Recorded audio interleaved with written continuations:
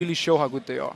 They've been, well, they've got a 100% win rate with Jinx, so that is maybe the important fact to bear in mind in this one. But we are going to get into Champion Select then and see exactly how things are going to go down. Coming quickly here, so we better move on. Pantheon and Kayle removed here from Fnatic, taking it away from Jankos, and Overpow has played a mean Kayle till now. Cassid in a standard red side ban, or a ban against Fnatic, you could even argue. Annie taken away, as is Gragas. Yeah, the smart thing about the bans from Fnatic is they actually hit 2 players. Both Jankos and Overpow play both Gragas and Pantheon. So by doing that, they pretty much risk every time, or the risk of Roccat early picking something, and you don't know which lane it's going to. So it's actually very smart. Kayle, we've seen how strong she is, so it's very smart to ban her away, and they don't want to risk it because last time they played, Roccat extended the game, even though they were behind and got into this late game situation. If they had a Kayle, it's very scary. Now, we're left now with the question of, do Fnatic go double AP again? We saw them in the previous 2 games, the only games we should mention as well that they've lost. That man on your screen there at the top, sOAZ, said, people don't like it anymore, I'm going to default back to Yorick. I don't think that's going to happen, though, I have to be honest. I don't think he's going to first pick. What is likely here for the first pick? We have pretty much all the junglers open, so they don't necessarily have to first pick one of them. Instead, they go with the 6 to take it away from Overpow. He did the jungle item 6 last time, where he was, farming pretty much all the time. He just pushed out the wave, and then he went to the jungle camps, and he took all the farm away from Jankos. Peke might try to do the same here. Cyanide is more of a passive supportive jungler, so you can actually make this tactic work for them. I like the fact though, with this and the double AP they played beforehand, we don't actually know if they're gonna pick up something else AP wise, or is this one gonna be the only one. It could even be sOAZ top lane on 6. Tanky top lane Ziggs. No, not this time. We have seen a lot of things in Europe so far, so we can't rule anything out. And especially even from Roccat, we can argue there with the Mordekaiser coming out. But they are going for 2 very strong picks from their side. Elise, who just generally is an incredibly strong pick, but we mentioned in the pre-game, VandeR on Thresh, that is actually their first pick here. Yeah, Fnatic actually sacrificed quite a lot on first picking 6, because now they give overall the strongest jungler in Elise, and also what most people would say the strongest support at the moment. Also due to the fact that Thresh is more or less a counter to Leona, and Annie is banned away, so it puts Fnatic in a situation where they have to find something else. We have seen YellOwStaR play Mundo support in the past, actually combined with the Caitlyn pick, and they're a very tower push minded setup. He might be going for this again, especially because they have the 6, so the siege potential with 6 Caitlyn and Nunu is pretty much insane for Fnatic. And pair that in possibly with a Warwick top. I'm not going to get rid of that idea just yet, to give the group that attack speed as well. Still so many options on the table here for Fnatic. We did see actually a couple of times already playing that Caitlyn for Rekkles. Done pretty well with it overall. Leona coming in, Leona, Thresh, Annie, I guess the 3 that we really see the most in the bottom lane. And with Annie banned, kind of obvious that it'd go towards that Leona choice. Well, that's the thing again. It's not really that obvious, because YellOwStaR was actually the guy saying that Thresh is the counter for her, for Leona. That's true. Yet he feels confident he can pick it here, and maybe we want to see some lane swapping so they avoid the lane versus the Thresh, and then try and focus more on the team fight based. I like the fact though, again, with the 6 Caitlyn, you can harass down, you have a lot of poke, and then you have to hard engage if someone drops low from Roccat to start the fight. On the other side, Elise, no hard engage on her, and Thresh, you'll need to land the hooks to actually do the proper engage. So Roccat might look for something else here to do the, the real hard engages. Well, if anyone has been landing hooks so far here in Europe, then probably argue that it might be VandeR. They've picked up Renekton here again. You're going to argue maybe till the end of the day whether Renekton is the strongest top laner right now. Certainly up there with the strongest top laners, there's no doubt about that. And going for Lucian here as the AD carry for Celaver. Yeah, Lucian is pretty much always the pick you want to go versus Caitlyn, because he can deal with her in lane. If you go for a Jinx, you're going to get harassed quite a lot by the Caitlyn, and it's very hard for you to really do too much. Lucian kind of works the same way as Caitlyn, just, a little bit shorter range, but he has his Q. It's very easy to hit and then go in for the double auto attack, so you can actually trade with her.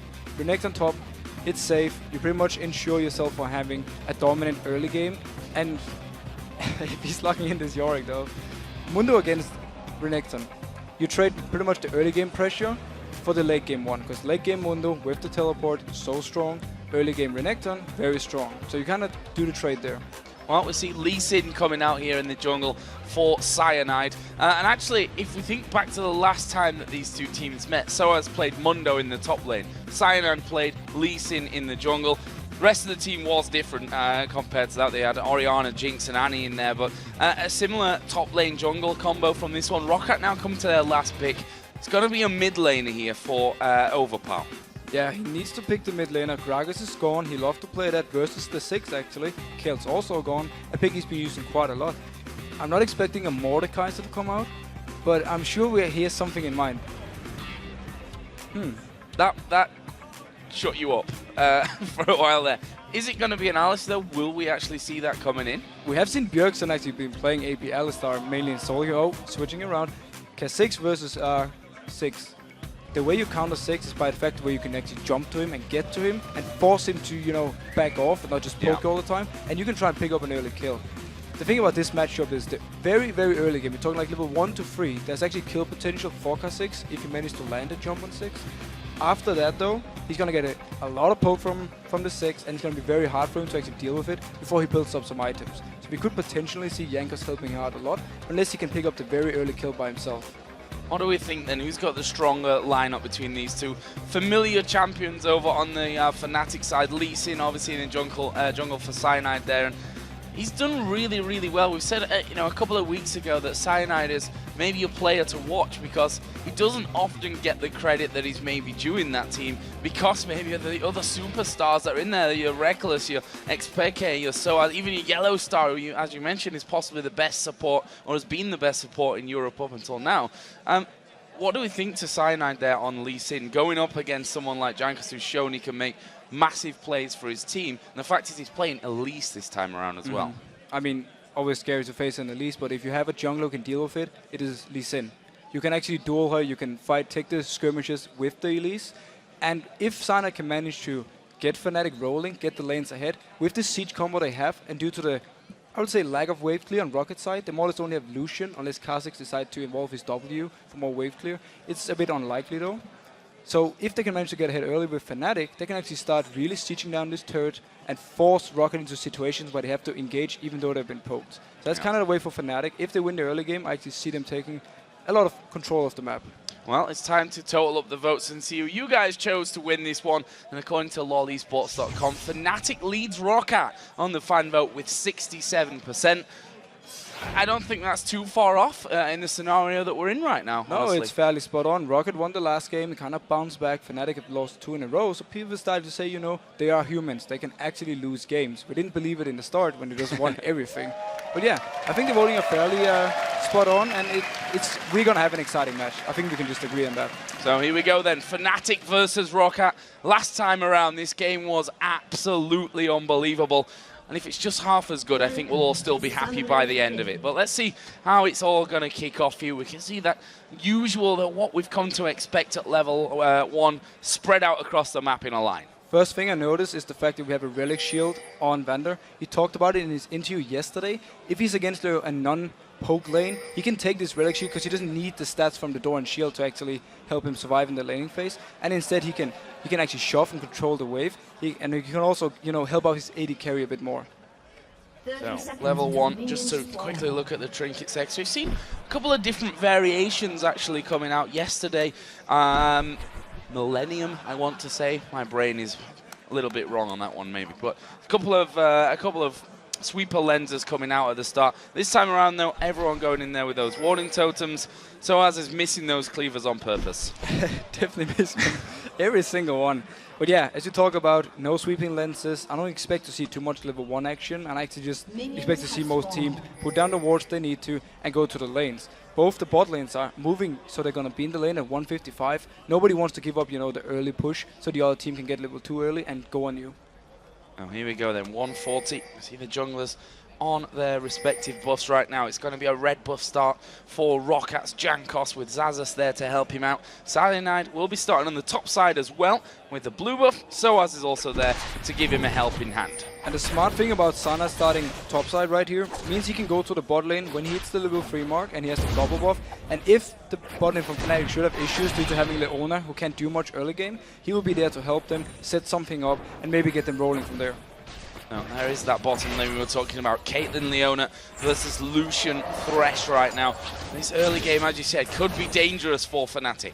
It's basically what the risk by picking Leona. Once you hit the level 6 mark, you're so strong, you can pretty much always all in because of your tanky stats and your heavy CC. But the early game, it is not very good for you. If you survive it though, with help from Lee Sin, Fnatic will be very strong. I see them going in here. Yeah, a lot of damage already on towards YellOwStaR. Rekkles also took a bit of a blast, but they returned that damage back on towards VandeR. So we'll see how that one all starts to phase up. We can see that Peke is actually waiting on the bottom side here for that next wave to be coming through, and that just to give him any kind of early warning whether Elise was coming around already. Yeah, it meant he could actually spot him moving in, but at the same time, he had already shoved up the wave in mid. There was no reason for him to stay there and try and poke this early in the game.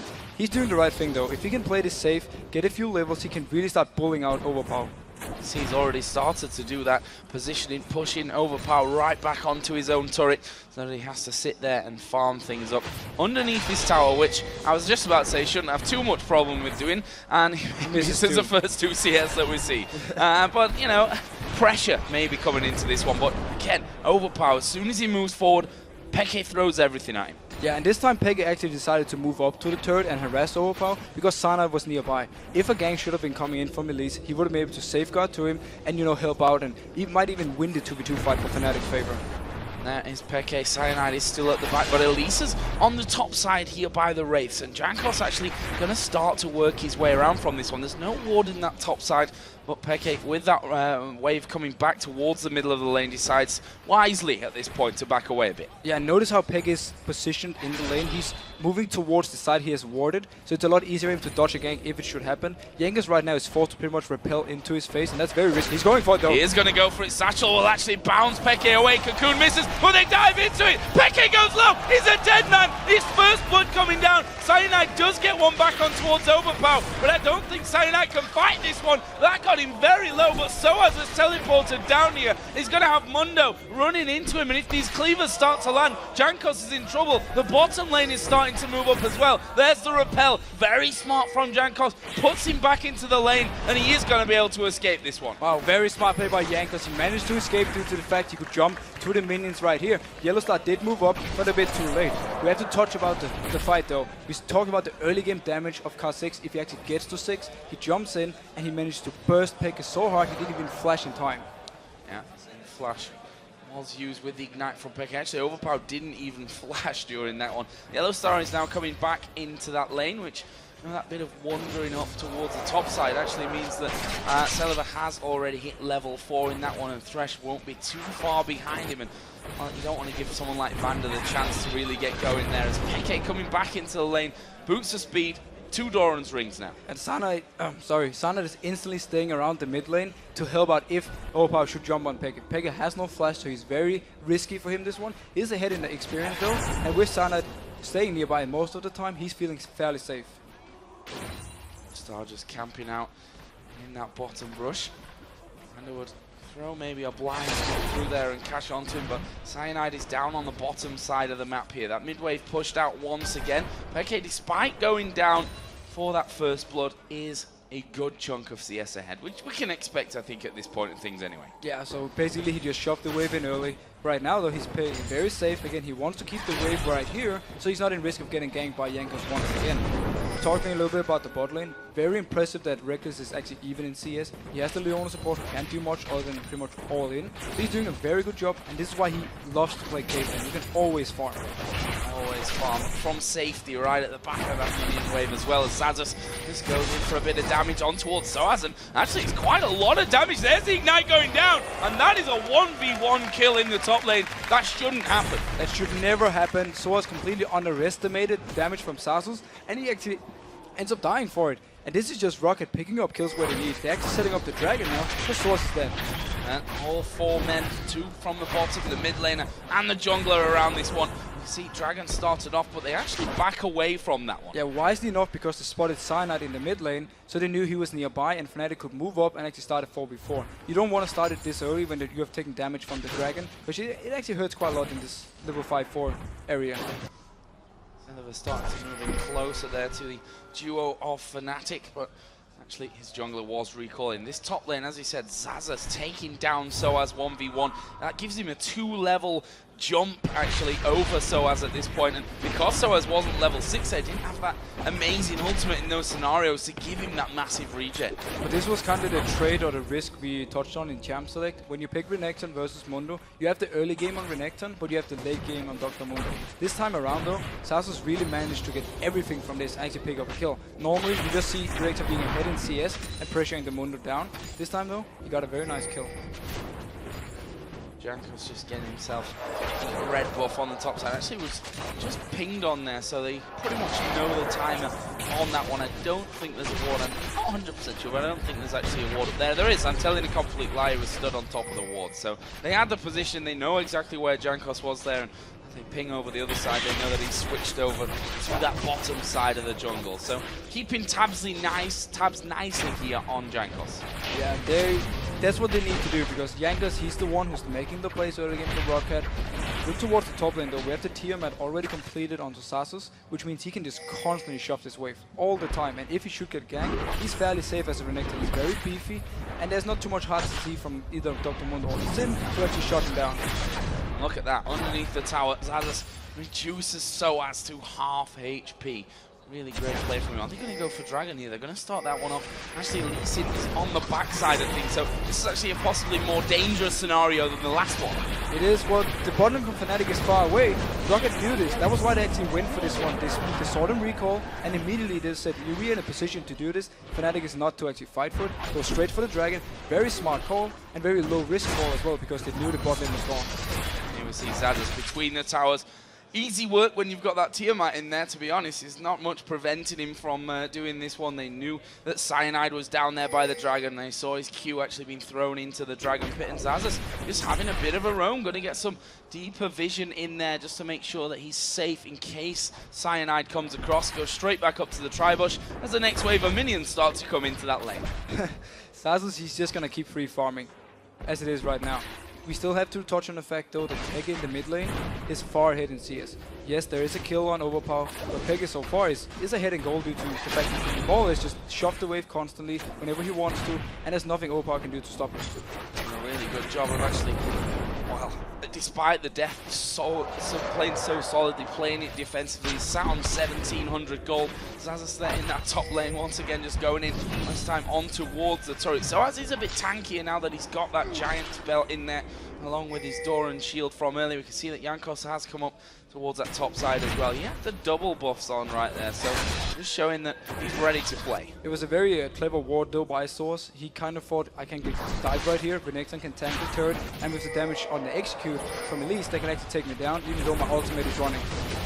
There's the culling coming out from Celaver. That's one way to clear out the wave that's gathered underneath your turret, and well, because of Cyanide's position there, they didn't want to give him too much time to have a go onto that outer turret. We've not seen a turret being taken down yet, we should mention, but I think that top one may be the first one to fall. Xaxus keeping it pushed incredibly close onto the tower itself. sOAZ is just backed away, does have TP, but he's walking back to the lane here. That might actually be the tower down. Yeah, he's actually going to take it down right now. No reason to use teleport from sOAZ, because it's just going to go down on the next wave then, because he's just going to keep shoving it in.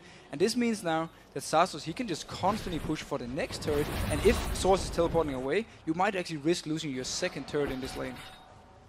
Bottom, which has been fairly quiet, to be honest. We're expecting maybe once they hit level 6 some fall-ins to come down from YellOwStaR, but that's not really happened. Rekkles, we should touch on that because his CS lead right now is starting to grow.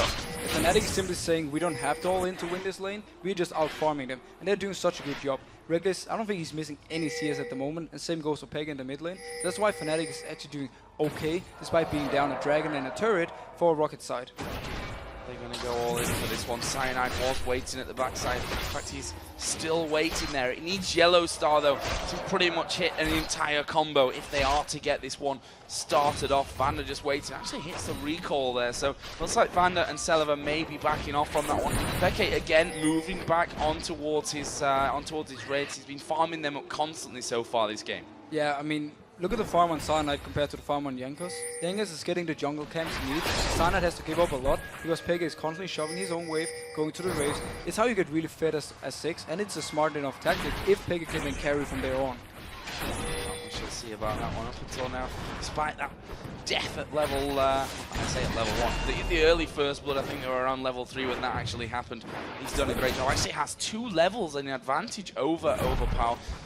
That top lane though, there we just saw it briefly. It's not been the nicest of times for sOAZ. You can see that Tiamat in there is causing him a few problems, to say the least. It is. sOAZ pretty much can only just stay around his own turret and then farm whatever comes to him. And I actually think Fnatic is fine with this. Oh, see, Over jumping in on xPeke. Oh, xPeke! 2/3 of his health gone pretty much instantly from that one. Actually, Xaxus coming down here from that top lane.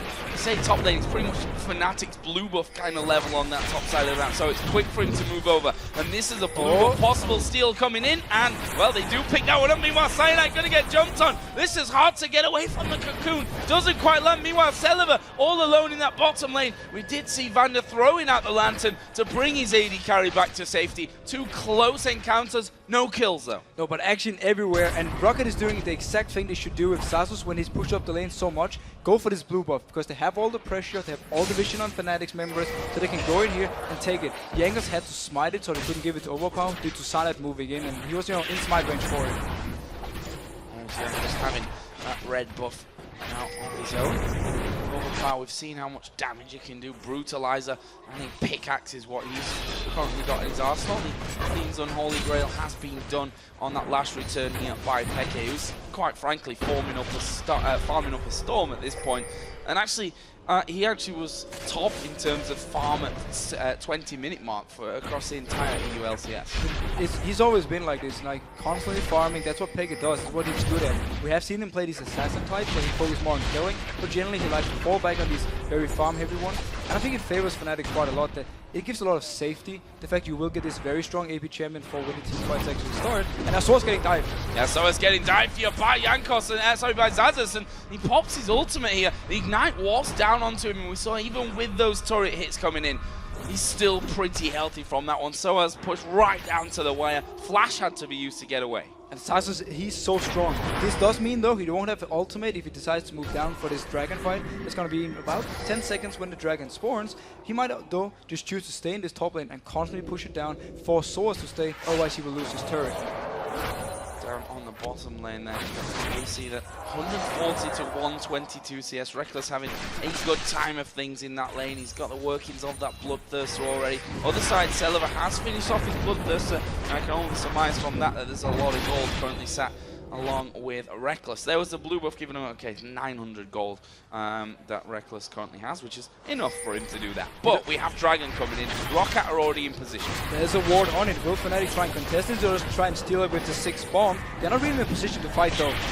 No, not quite quick enough there, and there is the hook coming in. The cocoon came first, and VandeR will pick up the kill, and it was a last-ditch dive in there for Cyanide to try and smite it away, and why not? Cyanide has proved to be one of the best in the game when it comes to stealing stuff like that. Yeah, but VandeR predicted the safeguard, so he just fired away the hook instantly as Cyanide actually jumped in, and he got him, managed to take him down. And Fnatic, they just gave up this dragon. They don't dare to fight anything. And Xaxus now going on for xPeke. Between the turrets with that minion wave pushed up there, they weren't tanking any of that damage up, so actually get away because xPeke was able to clear out that wave pretty quickly on that one. Meanwhile, VandeR and Celaver in there for this one. They'll not finish off the pink ward, and Jankos will be spotted coming in. That's a good ulti out of YellOwStaR, but is it going to be enough to keep him alive? There's the cocoon landing, and there's the kill for Jankos. And Roccat is just everywhere this time. They're even going for Rekkles. Oh, he's not going to escape this one. Uses a barrier, but there's a bite down from Jankos once again. Picks himself up the double kill. Roccat, they're taking everything right now. They're dominating the map completely, and every time Fnatic moves somewhere, Roccat is there with multiple people and takes the kills they need, or the dragon. And right now, they're just destroying Fnatic in this early game. Oh, VandeR down in the bottom lane actually is pretty much being pushed out by sOAZ. He was trying to recall. sOAZ actually going to dive in from this one, and the presence of Celaver and Jankos actually forcing him back. Flash used by VandeR just to get himself out to safety. And sOAZ did use his teleport to come down there. He didn't get anything for it, except for the minion wave, and yeah, forcing the flash from VandeR. Rekkles moving up to this top lane to defend it from Xaxus. He needs to be careful though. If he's left alone, Xaxus can dive him. Cyanide might want to try and close in for this one though. Not sure if you can kill him though. Nope. Level 9 to level 12, so I was like, well, you throw your Q at me and In the end, he didn't even dodge it. It was just missed by Cyanide. Overpow actually starting to put more pressure on towards Peke as well. Almost got that Whisper added in towards his Brutalizer. Probably feeling a lot more confidence going. Actually, Fnatic pushing their duo lane up to the top side to try and deal with Xaxus. We did see them recalling now. They might actually want to move back to this bot lane, unless he actually goes to stop them. Well, and he does stop them as well, as we are going to see Overpow diving in there. But Cyanide is coming around. The Q doesn't connect, and Overpow will be able to walk away from it. There's a bomb. Oh, not got the damage to finish off Overpow. He's going to start to recall. Jankos had come around there towards that mid lane just to cover things off. And in the end, no kill. So close to taking out Overpow, though. And meanwhile, Roccat can now take this bot turret. Even though they're losing the CS in the mid and the bot lane, they have all the map control, and they constantly, every time Fnatic moves around, they will take something else. Right here, though, you see Sana staying around the mid lane, and as soon as Overpow jumped, he was there. He helped out Peke, and they almost picked out a kill. I think a bit of a worrying time in terms of the items that have been purchased here recently. Haunting Guys for Elise, Last Whisper on Lucian, Last Whisper on Khazix, Spirit Visage in there for Xaxus' Renekton. That's a good few big items. We just see Sana kicking back Jankos, not getting into the turret range, though he should be able to escape. We see sOAZ though, closing in from behind. Can they get him? Sawaz coming in from that top side of things. There is the repel, but Jankos can't really go in anywhere. There is the flash, he does get slowed. Brilliant Cocoon coming down. Here comes Overpow as well. Jankos still walking away, but Peke will finish him. And this time it's Fnatic that punishes Roccat for overextending, getting a much needed kill on Peke. He's so farmed, he has a kill now. He's actually starting to get quite some items. He is lacking all the global gold that Roccat has. That's also why we see the Last Whisper already completed. Now Overpow going on sOAZ. Speaking of Last Whisper, we're going to see Overpow using that here again. sOAZ, the bomb coming down. Overpow falls low. sOAZ sees a chance for a kill here and will be able to pick one up. Xaxus going on towards sOAZ though. He flashes in there, will get the finisher. Peke can't really kill off Xaxus here, I feel. He's trying to get the slow of the mines. That doesn't work for him. And that will be a 1-for-1 trade. But it's so many fights right now, and Roccat, they are so aggressive. They constantly want to go in for these fights, even though they don't even know where the rest of Fnatic is. Sana was closing in on them. They went for the fight anyway, ended up trading 1-for-1. That's alright. But in the end, I think they're playing a little bit too aggressive because they had quite a good lead, and they could just try and rotate more, wait for the next dragon, and then pick a 5v5 fight instead. Xaxus' regen, you see, almost back up to full HP after that one. The mines will wipe out that minion wave and can't put any more damage onto the turret. But the bot lane, they're not scared of things either. They've got decent wards down by that red buff area, so they know if anyone's coming down through the jungle, they can keep pushing. They can keep pushing, and also because they knew where Cyanide was for the last minute. He was in mid lane first for the counter game, and then he returned to the mid lane afterwards, so they had full vision of him, and they knew there was no risk of them dying. And right now, with a Last Whisper and DP on your Lucian, you're not really afraid of 2v2 fights. And Xaxus again going towards that mid lane with Overpow for company. This is another turret. This is the last outer turret taken by Roccat, and we've commented on this so many times in their victories that they are one of the best teams that we've seen. When they get a lead, of turning that lead into such a big one that you can't come back. Yeah, and we actually saw it from the start. They got a small early game lead, and instantly they took the dragon, took the next dragon, started taking the top tower down, and so far now, they're just pressuring Fnatic everywhere, and we have dragon come up in 30 seconds. I'm not even sure Fnatic can actually fight for it. 30 seconds, and there are 4 men down on the bottom lane. We see the Overpow starting to move through the Fnatic jungle as well to join up with them. That turret, that inner turret on the bottom lane is also not very healthy at this point. Dragon up in 20 seconds. Roccat could just stay here for now, as that bomb is going to come across. Does connect onto VandeR, but will he be able to do anything? There's Overpow catching Peke inside of the jungle. There is the satchel charge, doesn't send him far enough, and Overpow picks up a kill, just stalking him through the jungle. Superior ward coverage in the jungle of Fnatic means that they can see every movement they're doing. Peke had to move down to throw his ultimate, but then Overpow, he's just waiting for him. As instantly he saw the chance, he jumped with him. And the smart thing Overpow did, when we saw the satchel coming down from Peke, Overpow stepped on the right side of it, so he jumped with Peke when he activated it.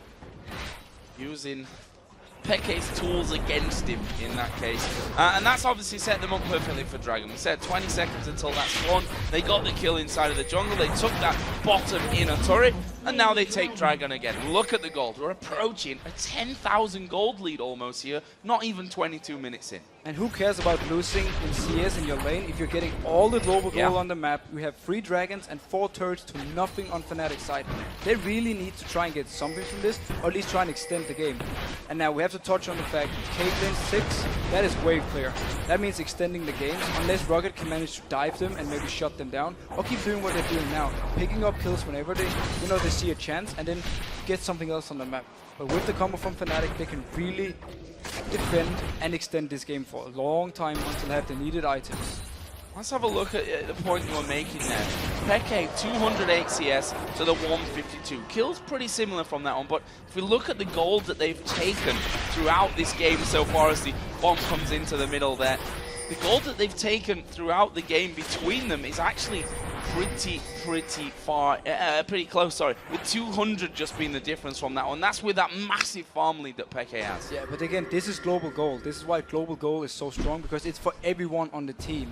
You can have as much farm as you want, it's only gold on you, not the rest. So what Roccat has been doing is simply playing the map. They had weaker lanes, didn't matter for them. Instead, they just took everything they could, and Fnatic didn't react to a single dragon.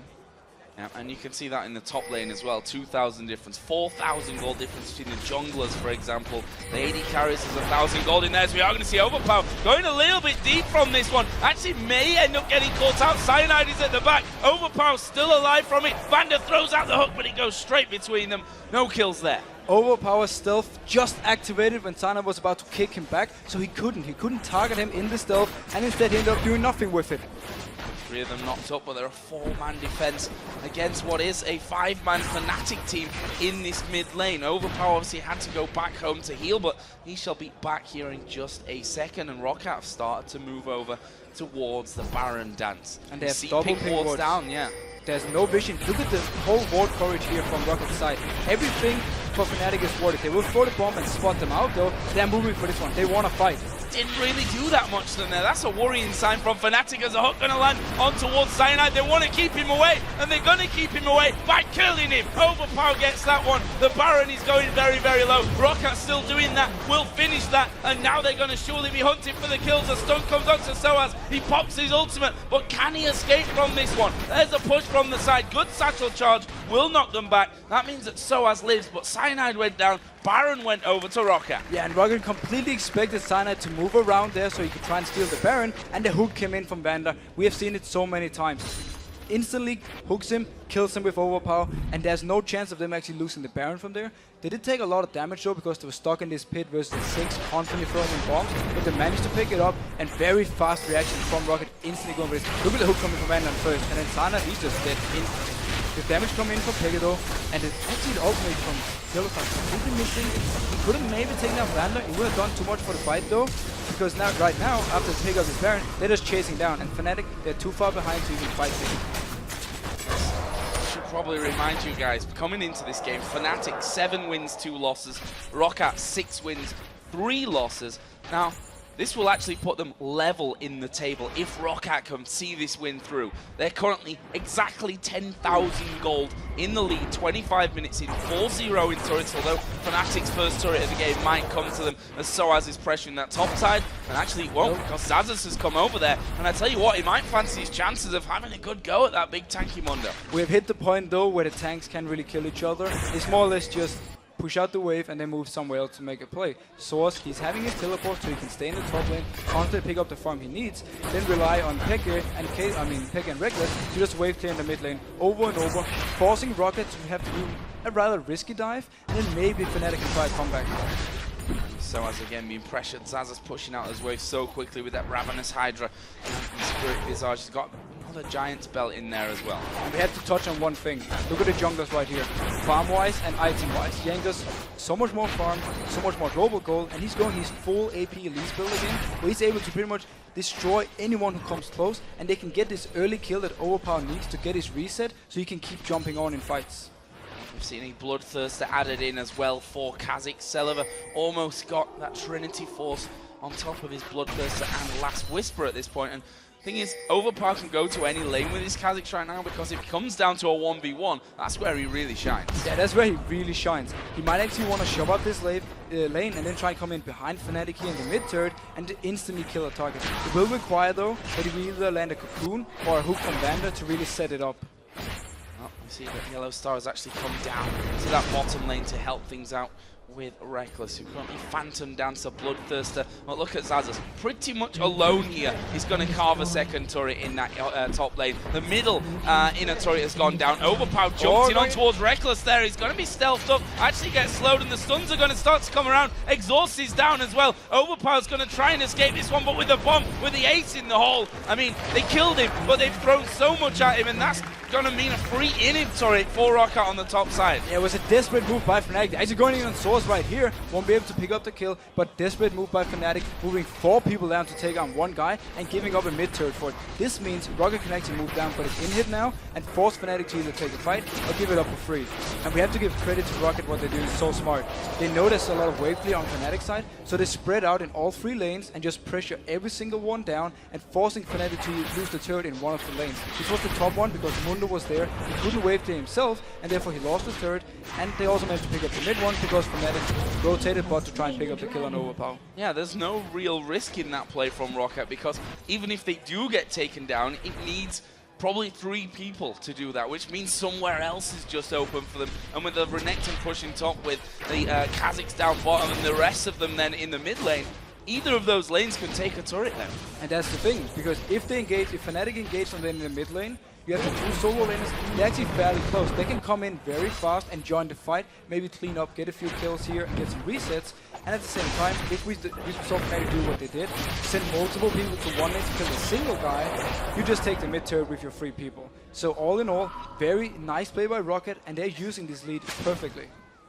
More items actually starting to be picked up here. A Void Staff for the jungle, Elise on top of Abyssal Scepter, and that Haunting, guys, as you mentioned, going full damage here is Jankos. And this is the Jankos build. He wants to be able to be a threat in these team fights, and he wants to be able to carry.